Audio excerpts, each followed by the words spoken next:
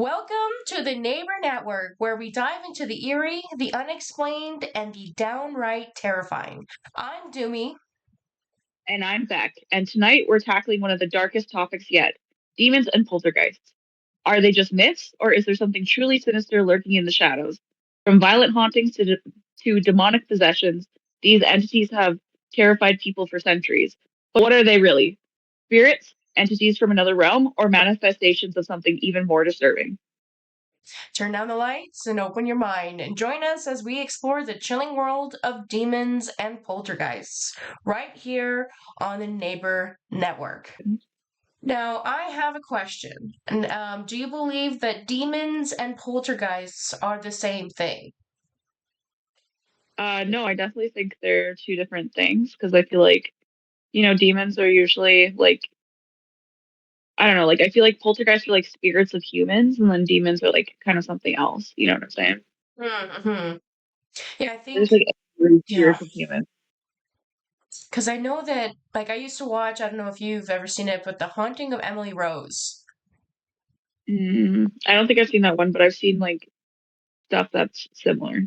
Yeah, like, there was another possession, The Haunting of Annalise or Anna something. I don't know. There's like a couple movies that have demonic possession, which is like some sort of spirit seems to go into a human and makes them act like, well, batshit crazy. Basically, makes them act batshit fucking crazy. And then a poltergeist, you know, I would imagine is just something that smells like farts, makes weird noises. Because they say that if Yeah, you have like a demon in the house, it smells like sulfur. sulfur, right, right. And what else? Like little sounds slamming your cabinet here and there. Yeah, yeah, Whatever. I would much rather it sounds like have a poltergeist, but who knows? Who yeah. knows? You are possessed by a poltergeist. I don't think. No.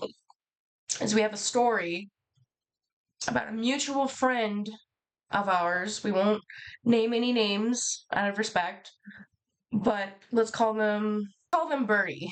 They'll know who that is, Birdie. but we're gonna call them Yeah. Birdie.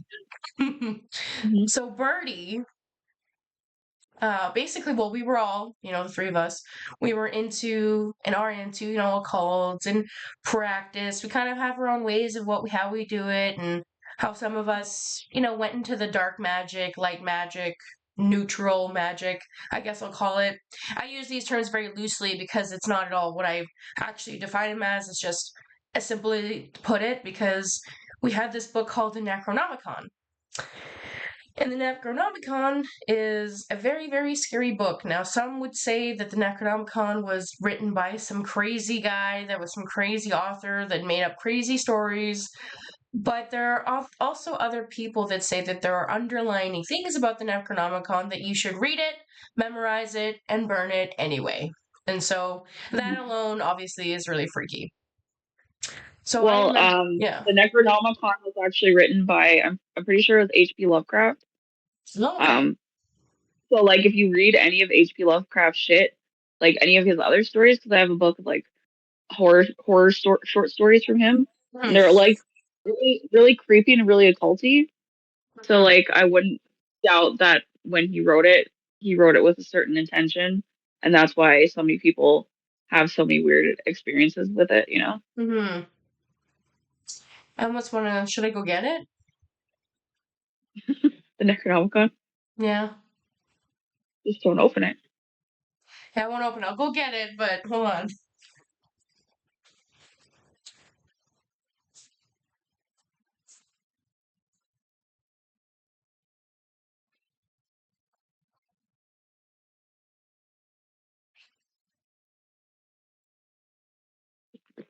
Okay, so before we show you the book, we're gonna finish the story, and then it'll go scary, spooky factor. Where we all have our ways of practicing.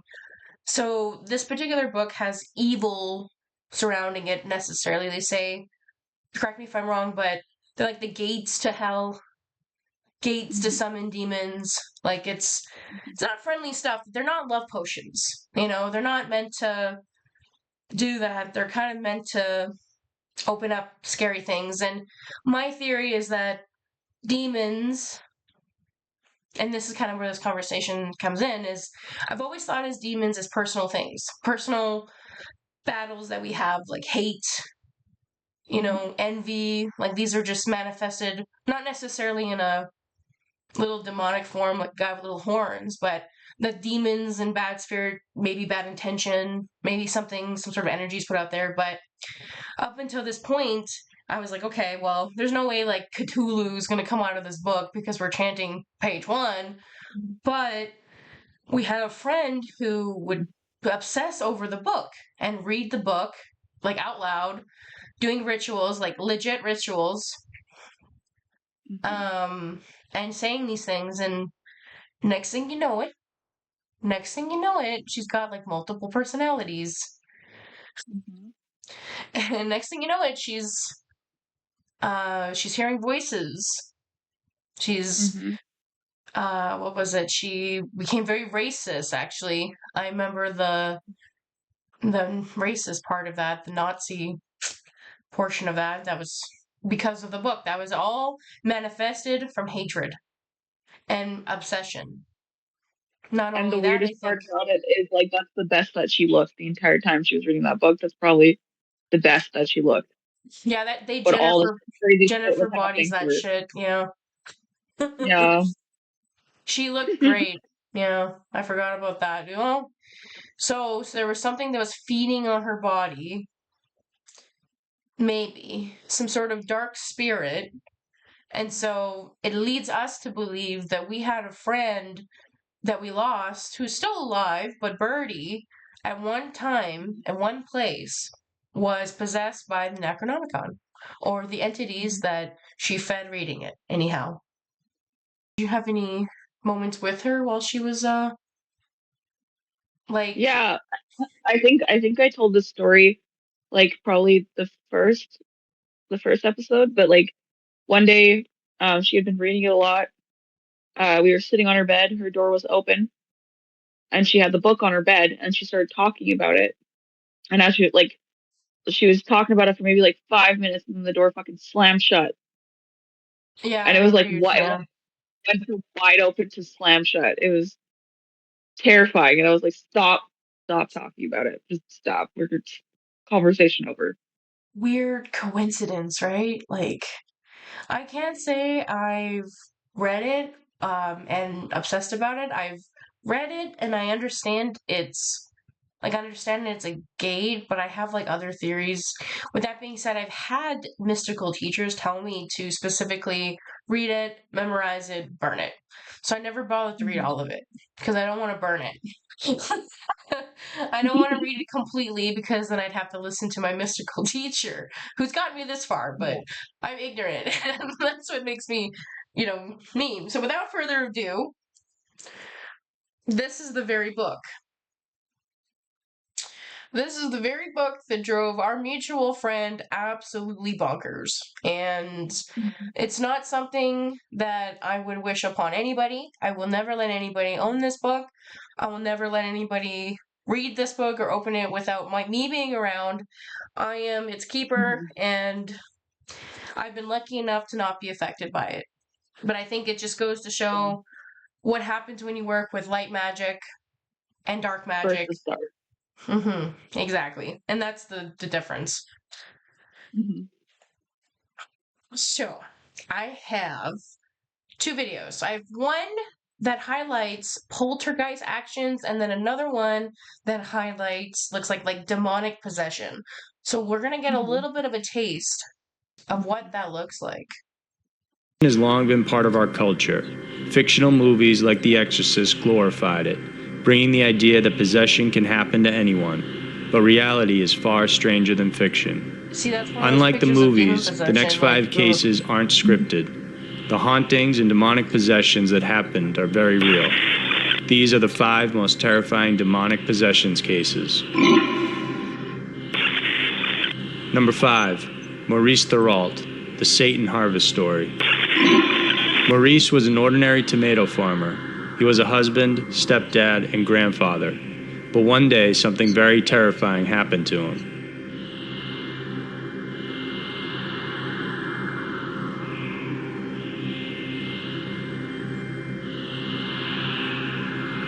What you just saw on tape is Maurice being exorcised by Bishop Robert McKenna. In 1985, the strange things that began happening in the Thorold household escalated. Maurice started experiencing blackouts, and he began bleeding from his eyes. Blood started appearing in their house, and voices could be heard even when no one was around. What was most shocking was the existence of a supposed doppelganger. His wife would follow this Maurice, and he would suddenly disappear. She would head back to the original room, only to find him there, unmoved and with no recollection of ever leaving. Several witnesses have also seen the two Maurices within seconds of each other. After physical and psychological examinations with zero results, Ed and Lorraine Warren, paranormal investigators famous for working the Amityville case, were called in. The Warrens suggested exorcism, believing Maurice was possessed by demons. In the tape, you'll hear Bishop McKenna saying an exorcism prayer. Our way look. He sits still, but you can clearly see a portion of his skin starting to bubble, while the rest begins to crack and crinkle. Ew. Then a deep gash right on the side of his head, above his eyebrow, starts to form. His eyes look serpent-like, and when he's asked, "How many are you?" his eyes roll up. He lowers his head, then collapses. Skin bubble up and crack like that. Did the exorcism fail? Whatever it is, the video provides chilling insight about what can happen weird. during an exorcism ritual. Oh, that is really weird. Number 4, Michael Taylor. 40 demons. That's the number of demons Michael Taylor carried inside him. Although there are no videos to showcase Michael's exorcism, his story of demonic possession is one of the most controversial and upsetting cases in recent history.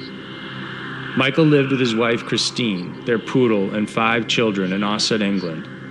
Although the Taylors weren't religious, they began joining the Christian Fellowship group headed by Marie Robinson.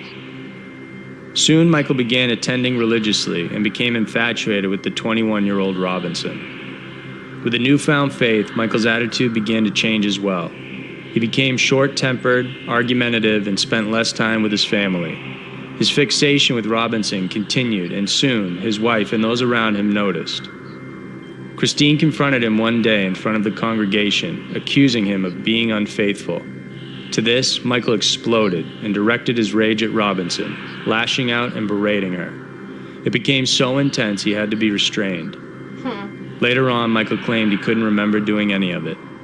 With his character clearly deteriorating, the local vicar concluded demonic forces had possessed Michael. On the 5th of October 1974, Father Peter Vincent and Reverend Raymond Smith began the exorcism. Michael started spitting, scratching, and biting, so he had to be restrained on the floor. He was doused with holy water several times, and crucifixes were stuffed in his mouth. He was also forced to confess his sins. Michael continued to growl and snap at anyone who went near him. At 8 a.m. on October 6th, after 8 hours of the ritual, the priests were exhausted. They managed to exorcise 40 demons, including those of bestiality, blasphemy, incest, and more. However, there were still 3 that remained, including anger, murder, and insanity. These 3 had a deep hold on Michael and were to be exorcised the following day. They sent Michael and Christine home to rest. But tragedy would strike that day.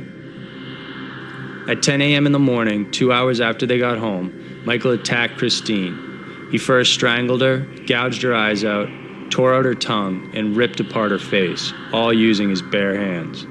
He then turned to their poodle and tore the poor animal limb from limb. Oh my God. With blood soaking his body, he was found by a patrol car naked and stumbling around the street shouting, "It's the blood of Satan."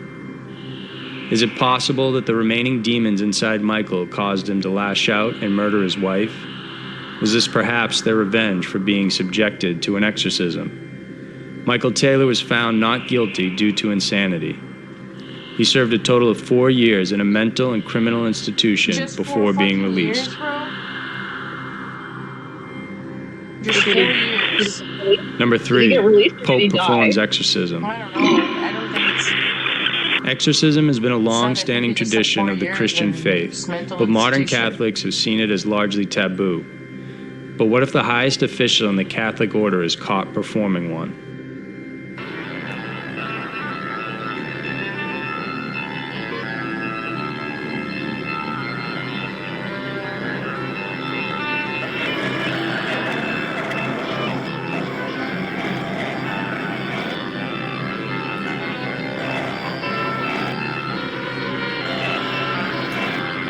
The man in the video is Pope Francis.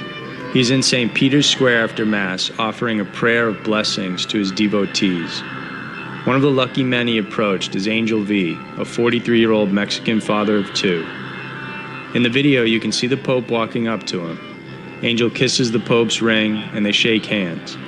The priest next to him says something to the Pope, possibly explaining the situation. Soon after, the Pope brings his right hand and places it on Angel's head. Suddenly, his mouth drops open, and a guttural sound emanates from him as the Pope continues to pray. Soon after, he slumps in his wheelchair as the Pope finishes his prayer. Although the Vatican downplayed the incident, saying that the Pope merely laid down a prayer of blessing, it is clear that something was different about this case. According to Reverend Rivas, Angel has been terrorized by over 30 demons and has been exorcised several times, but the demons don't want to leave him. What's even more fascinating about the footage is that you can tell that all those around the Pope, the guards, including the little girl at the corner of the camera, are looking in astonishment at what is happening. The sound emanating from Angel is disturbing. Even if people are normally overcome with joy and emotion when meeting and seeing the Pope, this was clearly something different.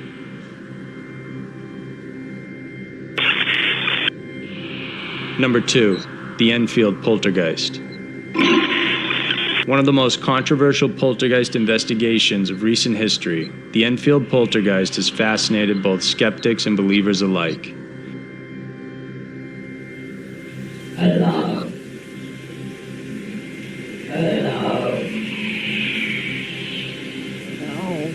No. Yeah. No. Nothing to say then, talking. Nothing to say, talking. Again, that's not funny Bernie, like...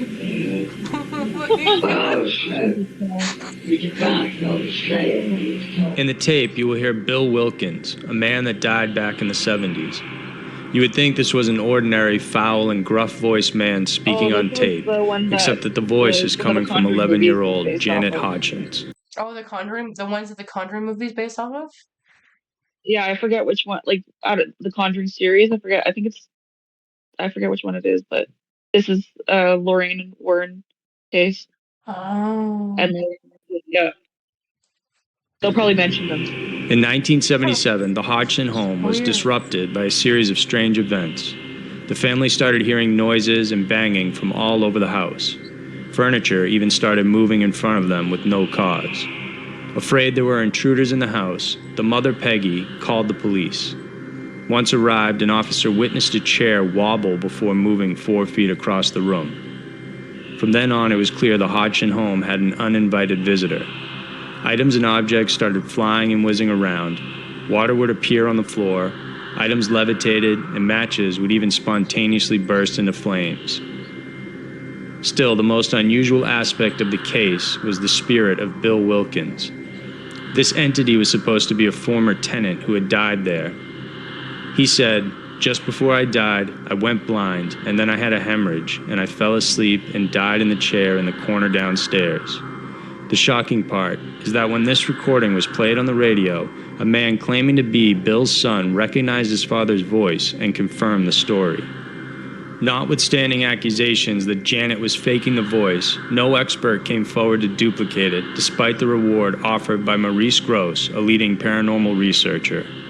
The Enfield Poltergeist has remained an enduring classic, and to this day, no one knows how, why, who, or what did all those things to that family.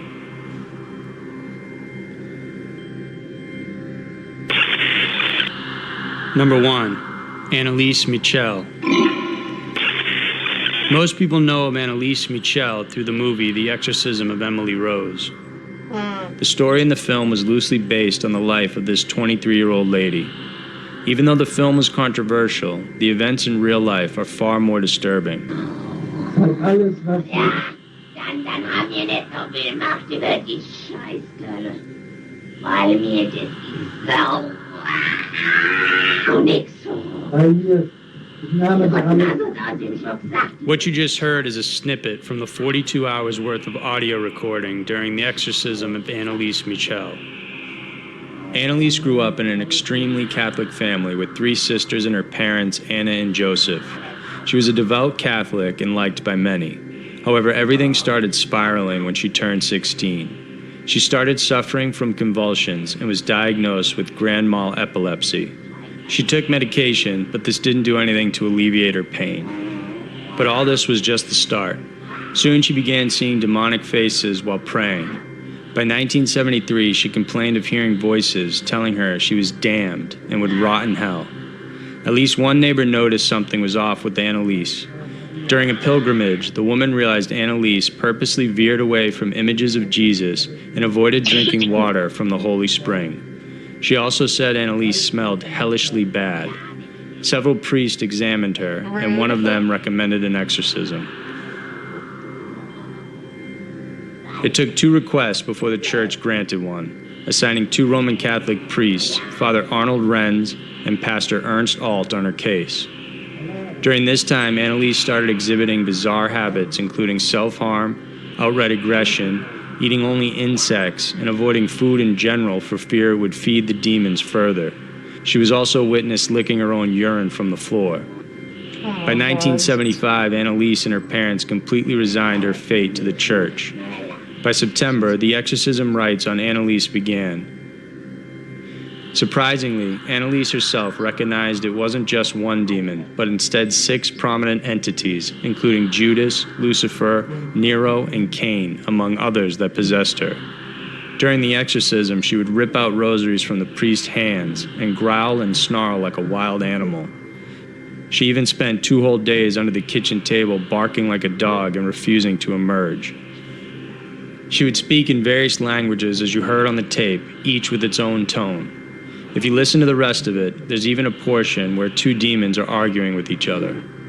The priests, in an attempt to help her, would perform a total of 67 exorcisms, lasting up to 4 hours each. This ran for 10 months, until even Annalise acknowledged her inevitable fate. On July 1st, 1976, 10 months after the exorcism began, Annalise Michel died. She was only a husk of her former vibrant self, fully emaciated, with sunken cheeks, broken bones, and weighing only 68 pounds. Her death was controversial, as the priests were charged with manslaughter resulting from negligence. Listening to the audio tape of the exorcism is jarring. The rest of the audio recorded can be heard on YouTube. If you do plan to listen to it in full, I suggest you brace yourself.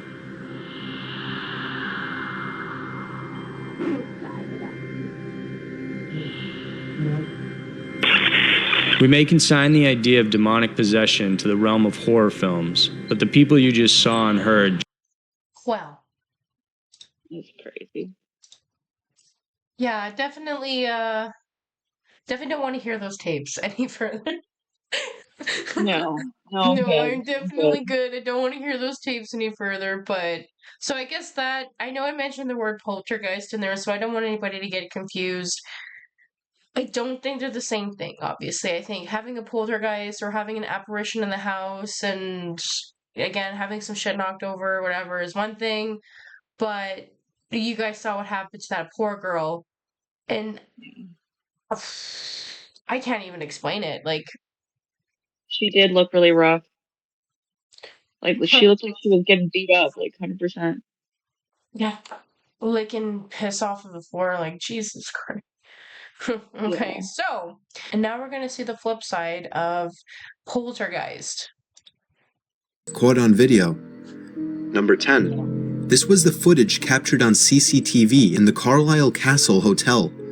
The first camera shows a small dining area where a white transparent figure resembling a person is seen waving its arm in front of the camera. This goes on for almost 30 seconds. Then the video cuts to another camera aimed at a bar. Right as this guy opens up the fridge, 2 bottles fall out from one of the compartments. Now the first one is a bit understandable, as it seems to already be sitting on the edge, but a second bottle also follows after the first one, and it falls out at an angle that looks as if it were pushed. And then in this final scene, in public view for many guests to see, a glass suddenly breaks on the counter behind the bar. If you look closely, it appears that the glass fell down from above, probably where the other glasses were hanging. So were these three strange events something of a hoax, a coincidence, or is the Carlisle Castle Hotel really haunted? It's rickety and old Number and full 9. of cobwebs. That's what So it we sounds see a like. young woman sitting and eating alone in a Yeah. buffet. Moments after she gets up to get another plate, things start to move and fall off the table. We don't get to see what happens when she returns, but if this were to be a hoax, the participants would have had to have known where the surveillance camera was pointed and somehow attached strings to the objects on the table without catching any suspecting or curious eyes of employees.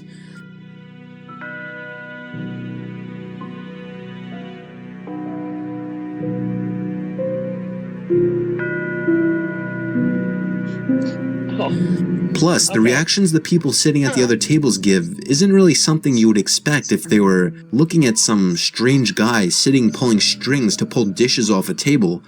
You would expect them to look longer out of curiosity, but then again, maybe it's also not the kind of reaction people would give to something falling off a table all on its own.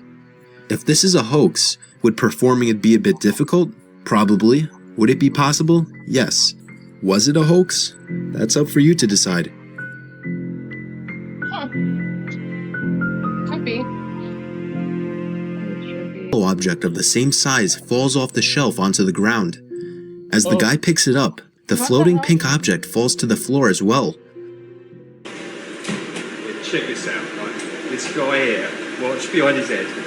Keep watching. Just look at the shelf. It's the weirdest thing.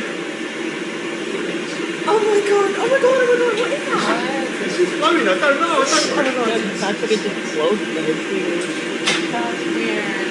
Oh my god, that looks like a poltergeist or something like that. You know the thing, when they hear about things like flying, oh my god, I don't like that.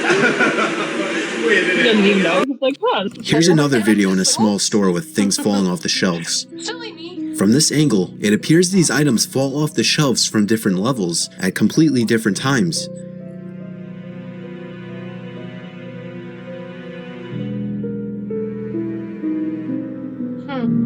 Oh.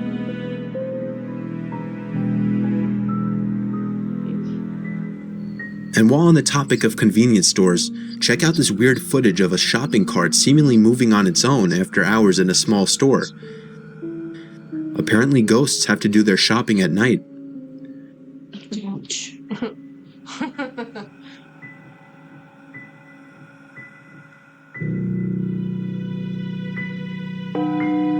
Oh.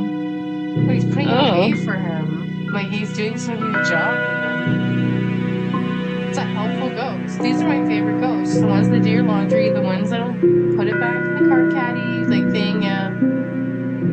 Look at that. Number 7. This innocent employee of what appears to be a party store is minding his own business doing stock work when the merchandise that he throws on the floor begins to slide away on its own. He seems to take notice of the sounds of the sliding objects, but looks in all the wrong directions. When something falls off the shelf in the background, the employee takes off running. I would shit my pants. I would shit my Yeah, me pants. Especially he's there by, looks like he's there by himself too. So like, oh my god.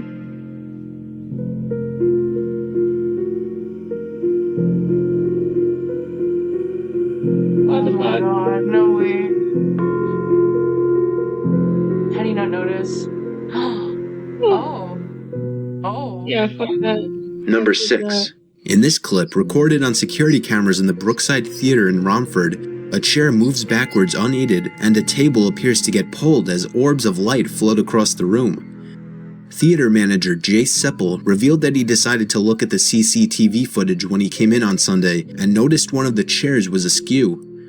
After checking the CCTV footage, he noticed a chair in the third row appeared to move backwards unaided. He quoted, "I never usually check the CCTV cameras as there's so much on there, we would only ever check it if there was an incident," he said. Roy Roberts, a medium performing at Brookside on Saturday night, believes that the video could indicate a resident ghost at the theater. Number 5. This video is said to have been recorded in a Malaysian hotel. A woman sitting in the hotel dining area appears to be attacked by a ghost. It first moves a few chairs, but when she tries to make a run for the door, it proceeds to throw a table and chairs up against the door and even throws a table in her path. and it looks like she gets hit and knocked out. Oh my god.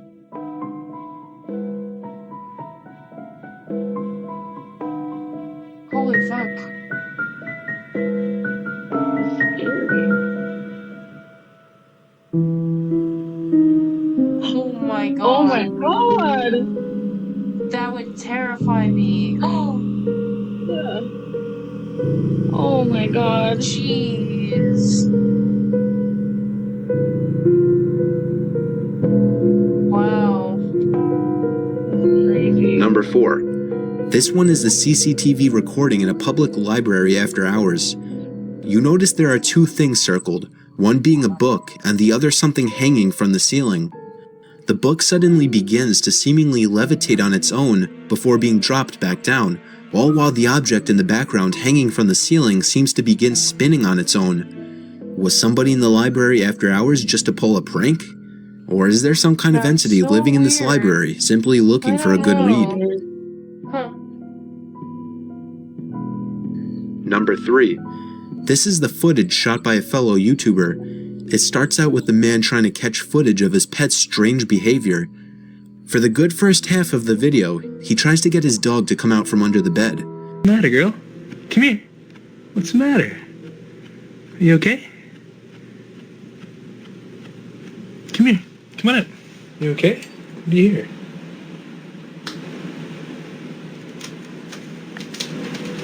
What is it? Oh no, fuck this. What is it, girl? No.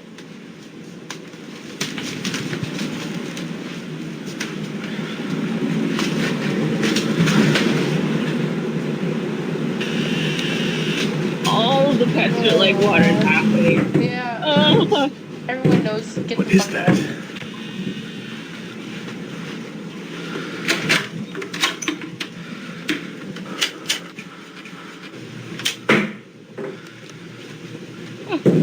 What?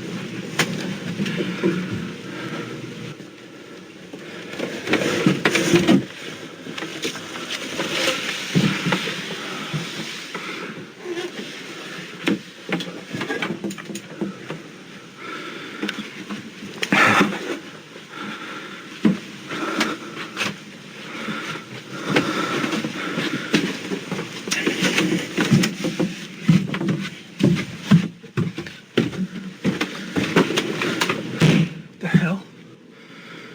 Jesus Christ.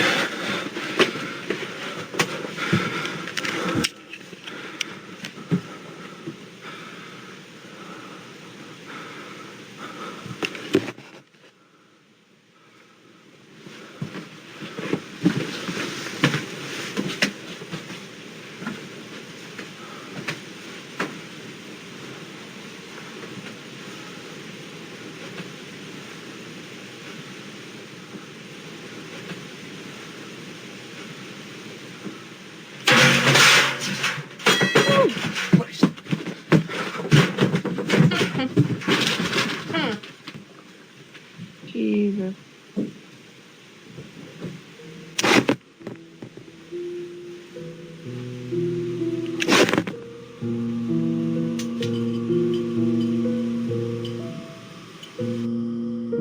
Number 2. Another Oh, YouTuber God. posted the The footage of the ending. camera he placed Oh on my his God. kitchen table when he wasn't home. Huh. This one needs no description. Just watch and be the judge yourself.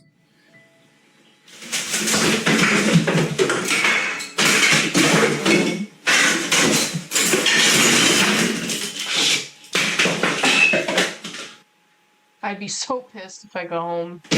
Yeah, That I mess. got home and trash. It's fucking. Is that my Paris Hilton fucking crock pot? That's it. Like,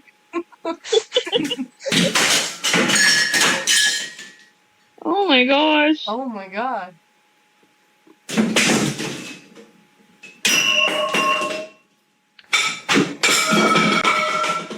The plates.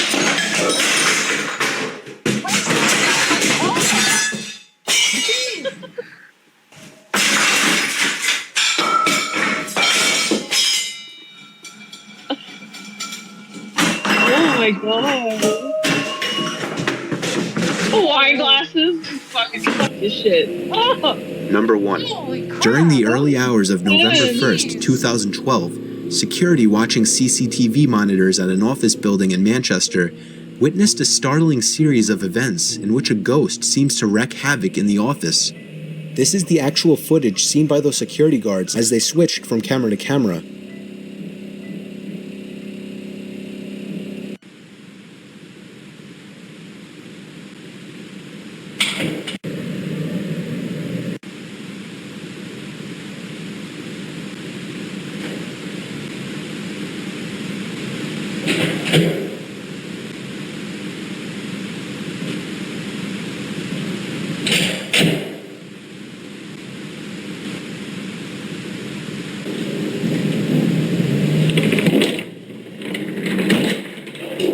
bye. Okay, I do that with officers too. I just zoom down the hall. I get you, buddy. Yeah.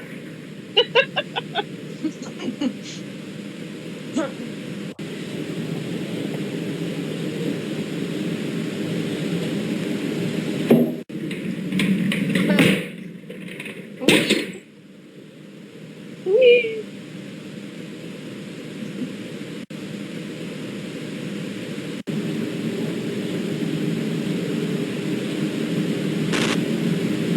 Oh no.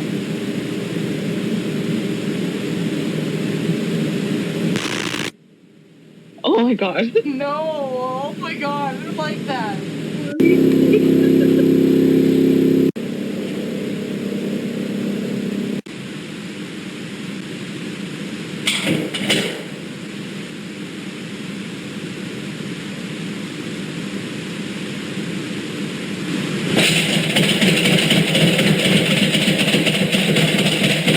Oh my gosh. What the hell?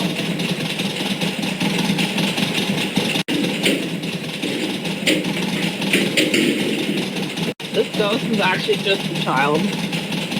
Fucking around. It's like,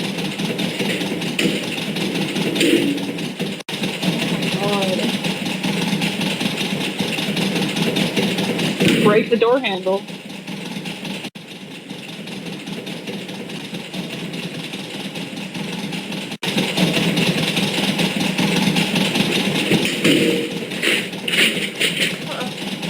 I don't see any strings, I don't see any cuts, like, No.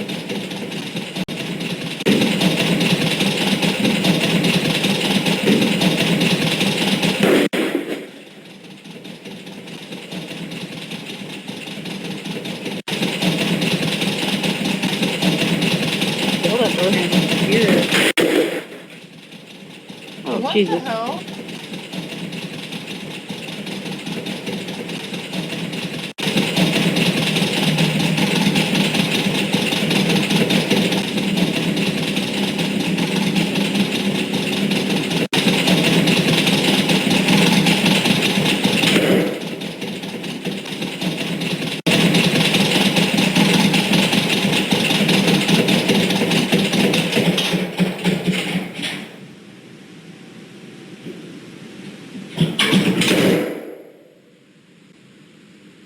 Jesus.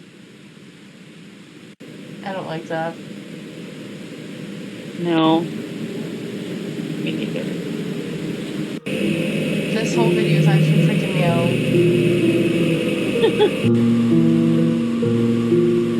Fucking up the office. So my question to Ooh. you now is, what would you tell corporate? Honestly, I would just show them the video. Like, what? That's all the proof you need. You submit a fucking receipt for like $750, and you're like, this is for fix, like the office needed to get fixed. They go, well, what the fuck happened to the office?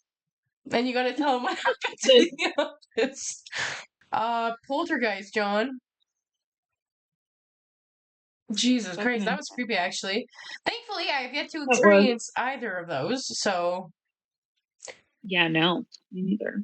Yeah, no demonic possession other than our buddy Birdie, but nothing personal yet. And then Poltergeist, I think you know what? Sometimes I feel like I hear now whispers, like I'm listening more and I'm paying more attention now since doing this podcast. So I'm gonna start saging, I think. Yeah, maybe for the best. Maybe for the best. Yeah, I think before we do the podcast, we should just sage the, just Take the shit out of the area, yeah. just in case. 100%. Just in 100%. case. I still, yeah, I personally see the difference between the poltergeist and the demon. Demon is obviously something I don't ever want to have. Poltergeist is something that obviously seems to be quite annoying to have, but a lot better than getting possessed. Oh my god, like trash your fucking house. I think actually that one particular guy that was getting his house trashed, I'm almost positive he would put out consistent YouTube videos about the poltergeist in his house. I feel like I remember seeing that kitchen because I've seen videos, like footage after footage of like kitchen just getting fucking demolished by poltergeist. Like that's definitely not new to me, but I would be pretty annoyed if that had happened to me. Yeah, they just hate kitchens, I guess. Yeah, something about cookware. They're like, fuck that shit. The ancient evil ones are just like, yeah, what the fuck is this, a plate? I used to eat off a leaf. They're like pussies. Throws it like a frisbee, like that. Yeah, it was a computer. I used to draw on rock, bitch. Like, fucking. I used to carve on rocks. Like, what is this shit? That's awesome. Technology. You know what? I think for the next, what do you think the next podcast should be about? Like extensions from, poltergeists and demons. That's I a was good kind of question. thinking, maybe I can't remember the name of those two people, but the two mediums. What were their names? The ones that did the Conjuring. Ed and Lorraine Warren. Sorry? Ed and Lorraine Warren. Ed and Lorraine Warren. We should do some like, I don't know, deep dive into them and any other people that you would do, like, I don't know, possessions. Obviously, they're the most famous ones, but they can't be the only ones, right? No, definitely not. Definitely. So I'd say, how about next episode? We're going to look into people that went forward with hunting these demons down and figuring out if these were demons or poltergeists. And we'll see what we can find for you guys the next episode. We know of Ed and Lorraine Warren. I mean, I may not know their names, but even I know who they are. I've seen The Conjuring. So if there's them out there, I'm certain that there's more. And then maybe one day it'll be us. Yeah, one day. That's the goal. So one day it might be us finding ghosts. So who knows? Anyway, guys, thank you very much for watching our podcast. Thank you very much. Make sure to hit the like and subscribe button. And I'm your host, Doomy. And I'm Bec. And together, we go into the unknown. We're going to find the answers one way or the other. Thank you guys for watching. Until next time, make sure you guys take care of yourselves. Thank you so much for watching another episode of the Neighbour Network. Please make sure to hit subscribe and like the videos for more content. Take care of yourself, guys. Until next week, we'll see you then.